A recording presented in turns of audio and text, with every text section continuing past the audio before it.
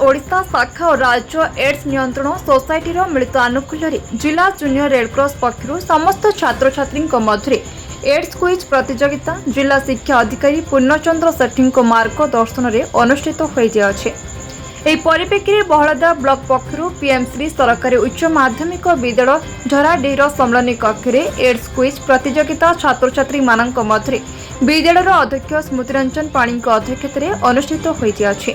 बहलदा गोष्ठी शिक्षा अधिकारी सुश्री शुभश्री सिंह तत्वावधान में ब्लॉकर विभिन्न विद्यालय छात्र छात्री एक क्विज प्रतियोगिता अंशग्रहण करते। फातु मेमोरियल एकाडेमी छात्री आद्या अनुपमा राज प्रथम, झराडी उच्च माध्यमिक विद्यालय छात्री पूनम बेहरा और कापुरा हांसदा तृतीय स्थान अधिकार करथिले।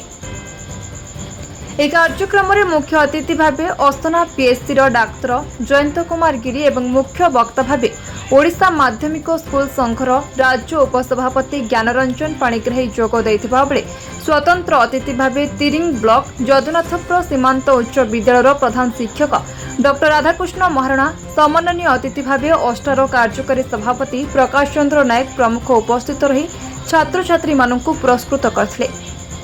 प्रारंभ में विद्यालय वरिष्ठ शिक्षयित्री देवला माछी स्वागत अभिभाषण प्रदान करथिले।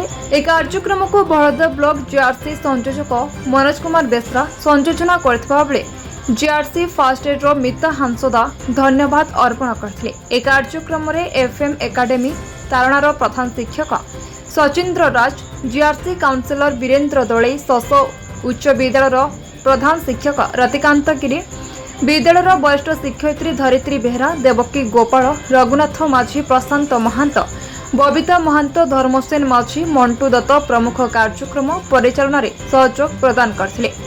एथिरे ब्लॉकर अनेक छात्र छात्री अंशग्रहण करी एड्स एनएल को किपरि रोका जाय पारिबो सेथिपई सचेतनता आवश्यक बोली समस्त अतिथि माने मत व्यक्त करथिले।